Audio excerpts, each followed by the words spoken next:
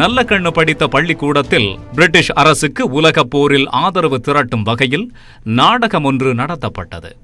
அப்போது நல்லகண்ணு சக மாணவர்களுடன் இணைந்து நாடகத்தை நிறுத்து என முழங்கினார். பிரிட்டிஷ் காவல்துறை பாய்ந்தது, ஆசிரியர்களும் பாய்ந்தனர். கடுமையான தாக்குதல். அசரவில்லை நல்லகண்ணு. அடுத்த நாள் அதே பள்ளியில் வேலை நிறுத்த போராட்டம் நடைபெற்றது. பள்ளி படிப்பை முடித்து திருநெல்வேலி இந்து கல்லூரியில் சேர்ந்தார். வெள்ளையனே வெளியேறு போராட்டத்தில் தீவிரமாக பங்கேற்ற நல்லகண்ணு கல்லூரியில் இருந்து வெளியேற்றப்பட்டார். காங்கிரஸ் கட்சியின் விடுதலை முழக்கத்தின் பின்னால் சென்றாலும் காந்தியை விட நேருவை அதிகம் நேசித்தார் நல்லகண்ணு. நேருவின் பொதுவுடைமை பேச்சுக்கள் அவரை ஈர்த்தன. பின்னர் காங்கிரஸ் கட்சியின் கொள்கைகளால் அதிருப்தியடைந்த நல்லகண்ணுவை 1943ஆம் ஆண்டில் அரவணைத்து உள் இழுத்துக் கொண்டது கம்யூனிஸ்ட் இயக்கம். அப்போது பற்றிய கம்யூனிசத்தின் கரங்களை இப்போது வரை விடாமல் பிடித்து பயணிக்கிறார். சுதந்திரமடைந்த இந்தியாவில் 1948ஆம் ஆண்டு இந்திய கம்யூனிஸ்ட் கட்சி தடை செய்யப்பட்டது. இதையடுத்து நாடு முழுவதும் அந்த கட்சியின் தலைவர்கள், நிர்வாகிகள் வேட்டையாடப்பட்டனர். ஏராளமானோர் தலைமறைவு வாழ்க்கைக்கு சென்றனர். அடையாளங்களை மறைத்துக் கொண்டு நாள்தோறும் வெவ்வேறு பகுதிகளுக்கு சென்று காவல்துறைக்கு தெரியாமல் கட்சியை வளர்த்தெடுக்கும் பணி நடைபெற்றது. இப்படியான தலைமறைவு வாழ்க்கையில் தன்னையும் அர்ப்பணித்தார் நல்லகண்ணு. 1949ஆம் ஆண்டு டிசம்பர் 20ஆம் தேதி நெல்லை மாவட்டத்தின் புலியூர் குறிச்சி என்ற ஊரில் தாழ்த்தப்பட்ட வகுப்பைச் சேர்ந்த கட்சிக்காரர் ஒருவரின் வீட்டில் ஆழ்ந்த உறக்கத்தில் இருந்தார் நல்லகண்ணு. இதனை மோப்பம் பிடித்த காவல்துறை அந்த வீட்டுக்குள் நுழைந்தது. நல்லகண்ணு சுற்றி வளைக்கப்பட்டார். கேள்விகளால் துளைத்தெடுக்கப்பட்டார். காவல்துறை எழுப்பிய அத்தனை கேள்விகளுக்கும் தெரியாது என்பது மட்டுமே நல்லகண்ணுவின் பதிலாக இருந்தது. ஆத்திரத்தின் உச்சத்துக்கு சென்றது காவல்துறை. அடித்து நொறுக்கப்பட்டார். காவல் ஆய்வாளர் தனது கனத்த பூட்ஸ் கால்களால் நல்லகண்ணுவின் கால்களின் மீது ஏறி நின்றார். வலியால் துடித்தாரே தவிர வாய் திறக்கவில்லை. அதிகாரத்தின் குருதி கசியும் கோரப் பற்கள் நரகத்தின் கதவுகளை மெல்ல திறந்தது. உதடுகளின் இடையே சிகரெட்டை நிறுத்தி பற்ற வைத்தார் காவல் ஆய்வாளர். மெல்ல குனிந்தார். சிகரெட்டின் நெருப்பை கொண்டு நல்லகண்ணுவின் மீசையை பொசுக்கினார். கன்னத்தில் இருந்த மருவை மறைப்பதற்காக அப்போதெல்லாம் சற்றே பெரிய மீசை வைத்திருப்பார் நல்லகண்ணு. சிகரெட்டின் நெருப்பு மீசையை கருக்கிய பின்பும் வெறி குறையாமல் நல்லகண்ணுவின் சதையையும் ருசி பார்த்தது. எல்லாவற்றையும் தாங்கிக் கொண்டாரே தவிர அவர் வாய் திறக்கவில்லை. அதிகாரத்தின் உக்கிரத்தை விட வலியதாக இருந்தது உழைப்பாளிகளின் நலனுக்காக தனது வாழ்வை அர்ப்பணித்த அந்த தலைவனின் உறுதி. இந்த நிகழ்வே தோழர் நல்லகண்ணு தனது வாழ்நாள் முழுவதும் மீசையை துறப்பதற்கு காரணமாக அமைந்தது. வீரத்தின் அடையாளம் என்பது மீசை அல்ல, அது லட்சியத்தின் மீதுள்ள தீரா காதலே என்பதற்கு இன்னும் சாட்சியாக நிற்கிறார் நல்லகண்ணு. கைது செய்யப்பட்ட நல்லகண்ணுவுக்கு ஆயுள் தண்டனை விதித்தது நீதிமன்றம். தனக்கு ஆயுள் தண்டனை விதிக்கப்பட்டது குறித்து நினைவு கூறும் நல்லகண்ணு, ஆயுள் தண்டனை என்ன, மரண தண்டனையே கொடுத்தாலும் கொடுத்ததுதான். சமூக போராட்டத்திற்கு துணிந்தவன் இதற்கெல்லாம் அசந்தா முடியுமா என்கிறார். இந்திய கம்யூனிஸ்ட் கட்சி மீதான தடை விலக்கப்பட்ட போது ஆட்சி பொறுப்பில் இருந்த ராஜாஜி நல்லகண்ணு தவிர மற்ற அனைவரையும் விடுவித்தார். நல்லகண்ணு கைது செய்யப்பட்ட போது அவர் வெடிகுண்டுகள் வைத்திருந்ததால் தண்டனையை குறைக்க அவர் மறுத்துவிட்டார். இதனால் 1956ஆம் ஆண்டு வரை சிறையில் இருந்தார் நல்லகண்ணு. தனது சிறை காலத்தில் புத்தக வாசிப்பை அதிகரிக்கும் காலமாக மாற்றிக்கொண்டார். சிறையில் இருந்து வெளிவந்த நல்லகண்ணுவுக்கு பெண் கொடுக்க முன்வந்தார் சாதி ஒழிப்பு போராளியான அன்னசாமி.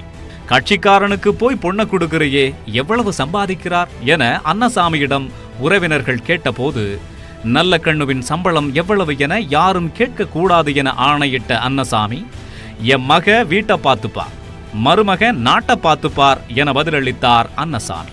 1958ஆம் ஆண்டு ஜூன் மாதம் 5ஆம் தேதி நெல்லையில் நல்லகண்ணுவின் கையை பற்றிய தோழர் ரஞ்சிதம் தனது மறைவு வரை நல்லகண்ணுவுக்கு உற்ற தோழராக தனது பயணத்தை தொடர்ந்தார். ரஞ்சிதம் அம்மாவிடம் நல்லகண்ணுவுக்கு மிகவும் பிடித்தது அவரது புத்தக வாசிப்பு. தேர்ந்த புத்தக வாசிப்பாளர் ரஞ்சிதம் அம்மாள்.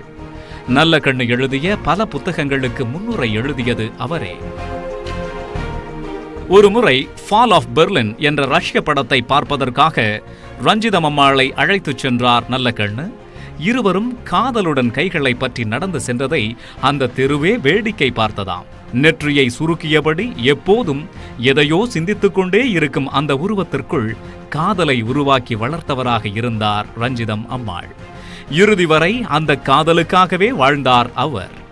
2016ஆம் ஆண்டு டிசம்பர் 1ஆம் தேதி ரஞ்சிதம் அம்மாள் தனது 82வது வயதில் மறைந்தார்.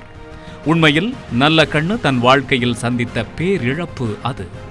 வாழ்நாள் முழுவதையும் ஒடுக்கப்பட்ட மக்களுக்காக போராடுவதற்காகவே அர்ப்பணித்துக் கொண்டார் நல்லகண்ணு.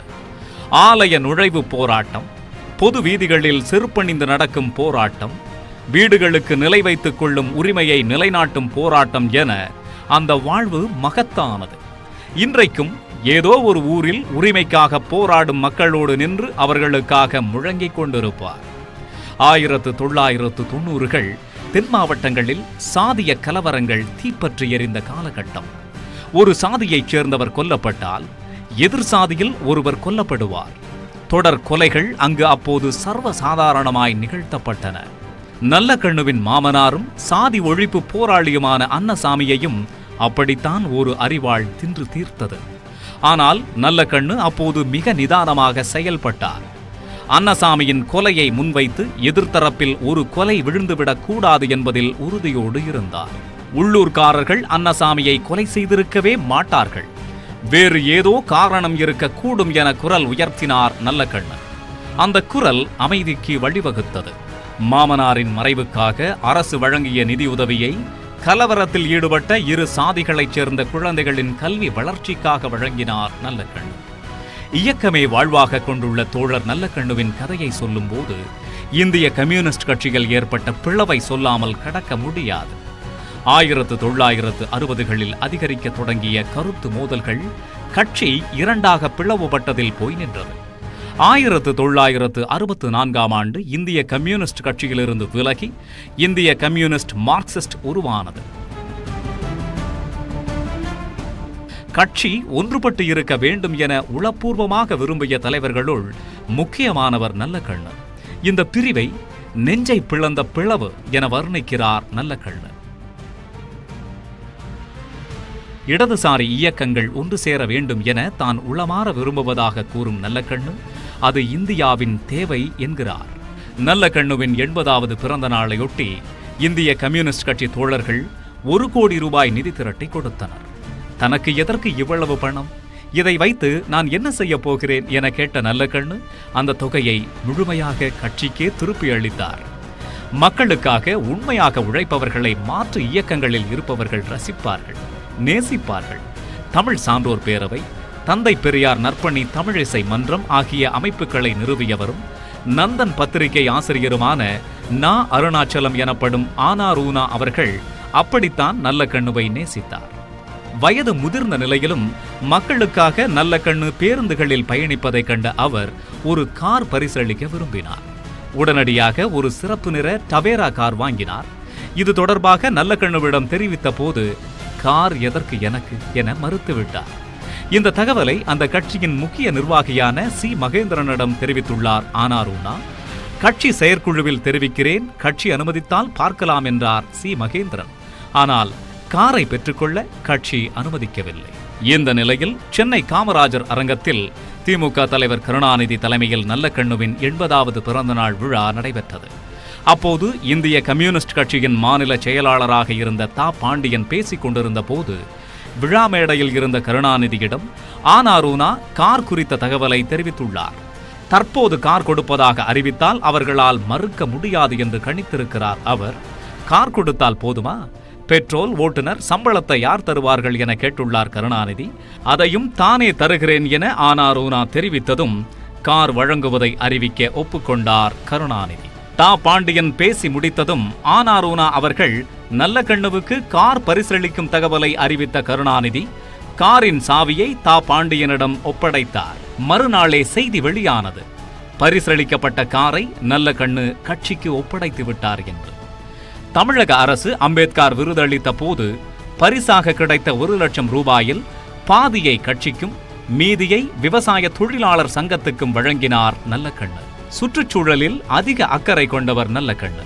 1985ஆம் ஆண்டு குற்றாலம் அருவிக்கு அருகே ரேஸ்கோர்ஸ் அமைக்க நடந்த முயற்சியை தாமரை பத்திரிகையில் கட்டுரை எழுதியே தடுத்து நிறுத்தியவர் அவர். 2010ஆம் ஆண்டு தாமிரபரணி ஆற்றில் மணல் கொள்ளையை தடுக்க உயர்நீதிமன்ற மதுரை கிளையில் தானே ஆஜராகி வாதாடி தடை பெற்றார். பாரதியார், பாரதிதாசன் ஆகியோர் மீது தீரா பற்று கொண்டவர் அவர். பயணங்களின் போது பாரதி மற்றும் பாரதிதாசன் நூல்கள் எப்போதும் அவருடனேயே பயணிக்கும். ஒரு கம்யூனிஸ்ட் எப்படிப்பட்டவனாக இருக்க வேண்டும் என்ற கேள்வி ஒருமுறை உலக புரட்சியாளர் சேகுவேராவிடம் எழுப்பப்பட்டது. அதற்கு எளிய சுமையும் வலிய கால்களும் கொண்டவனாக இருக்க வேண்டும் என்றார் சேகுவேரா. சேகுவேராவின் அந்த வார்த்தைகளுக்கு நிகழ்கால சாட்சியமாக நம்மோடு நடைபோடுகிறார் நல்லக்கண்ணு. இசை ரசிகரான நல்லக்கண்ணுவுக்கு நாதஸ்வர இசை மிகவும் பிடிக்கும். நலந்தானா நலந்தானா, உடலும் உள்ளமும் நலந்தானா பாடல் அவரது ஆல் டைம் ஃபேவரட். நல்லக்கண்ணுவுக்கு 2 பெண் குழந்தைகள். முதல் மகள் காசி பாரதி கோவில்பட்டியிலும், 2வது மகள் ஆண்டாள் வேலூரிலும் வசிக்கிறார்கள்.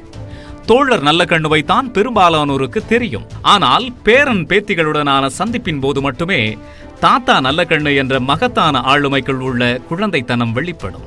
தமிழ் இலக்கியத்தின் மீது அலாதி பிரியம் கொண்டவர் நல்லக்கண்ணு. சங்க இலக்கியம் முதல் சமகால கவிதைகள் வரை அவருக்கு அத்துப்படி. ஆங்கில புலமை, தேர்ந்த பேச்சாற்றல், படைப்பு திறன் ஆகியவை நல்லக்கண்ணுவின் சிறப்பு அம்சங்கள். டாக்டர் அம்பேத்கர் ஒளிவீசும் சுடர், வெண்மணி தியாகிகள் கவிதை தொகுப்பு, டாக்டர் அம்பேத்கரின் தொலைநோக்கு பார்வை, சென்னையில் அண்மையில் நடந்து முடிந்த 41வது புத்தக கண்காட்சியில் தோழர் நல்லக்கண்ணு வாங்கிய புத்தகங்களில் நொபுரு கராஷிமா எழுதிய தமிழகத்தில் சாதி உருவாக்கமும் சமூக மாற்றமும், சிவசுப்பிரமணியம் எழுதிய பிராமண போஜனமும் சட்டிச்சோறும், பெரியார் சுயமரியாதை சமதர்மம் ஆகியவை முக்கியமானவை. இவை ஏன் முக்கியமானவை என்றால், இந்த புத்தகங்களின் தலைப்புகளே தோழர் நல்லக்கண்ணுவின் அரசியலை எளிதில் விளக்கக்கூடியவைகளாகும். நல்லக்கண்ணு ஒரு நாத்திகவாதி. அதே நேரத்தில் மற்றவர்களுடைய உணர்வுகளுக்கும் மதிப்பளிப்பார். திருமணங்கள் கோயில்களிலோ சர்ச்சுகளிலோ எங்கு நடைபெற்றாலும் சங்கடப்படாமல் நேரில் சென்று வாழ்த்தும் பண்பாளர் அவர். 70 ஆண்டுகளுக்கு மேலாக அரசியல் பயணம் மேற்கொண்டு வரும் நல்லக்கண்ணு 3 தேர்தல்களில் போட்டியிட்டு 3லுமே தோற்கடிக்கப்பட்டார். 1967 மற்றும் 1977ஆம் ஆண்டுகளில் அம்பாசமுத்திரம் சட்டப்பேரவை தொகுதியிலும் 1999ஆம் ஆண்டு கோவை மக்களவை தொகுதியிலும் இது நிகழ்ந்தது. தேர்தல் அங்கீகரிக்காத போதும் அவர் சார்ந்த இந்திய கம்யூனிஸ்ட் கட்சி மாநில செயலாளர் உள்ளிட்ட பல்வேறு பதவிகளை அவருக்கு அளித்து கௌரவித்தது. ஒருமுறை காங்கிரஸ் கட்சியின் மூத்த தலைவர்களில் ஒருவரான பீட்டர் அல்போன்ஸ் பின்னிரவில் காரில் சென்று கொண்டிருந்த போது பேருந்து நிறுத்தம் ஒன்றில் படுத்து உறங்கிக் கொண்டிருந்த முதியவரை எங்கோ பார்த்தது போல இருந்துள்ளது. உடனடியாக காரை விட்டு இறங்கி சென்று பார்த்தபோதுதான் தெரிந்தது படுத்திருந்தது தோழர் நல்லக்கண்ணு என்பது. அவரை எழுப்பிய பீட்டர் அல்போன்ஸ், என்ன இங்கு இருக்கிறீர்கள் என்று கேட்டபோது, நேற்று இரவு ஒரு பொதுக்கூட்டம் முடித்துவிட்டு வந்தேன், நாளைக்கு ஒரு மாநாட்டுக்காக போகிறேன், கடைசி பஸ்ஸை விட்டுவிட்டேன் என்றார். சரி வாங்க, நான் கார்ல கொண்டு போய் விடுகிறேன் என்று பீட்டர் அல்போன்ஸ் கூறியதற்கு, இல்ல நான் பஸ்ஸை பிடிச்சு போயிடுறேன் என்று கூறி மறுத்துவிட்டார். நல்லக்கண்ணு பொதுவாகவே கோபப்பட மாட்டார். அதே நேரத்தில் கட்சியை பற்றி யாராவது தவறாக பேசினால் கடும் கோபம் வந்துவிடும். ஒருமுறை திருப்பத்தூர் தொகுதி இடைத்தேர்தலின் போது தேர்தல் பொறுப்பாளராக பணியாற்றினார் நல்லக்கண்ணு.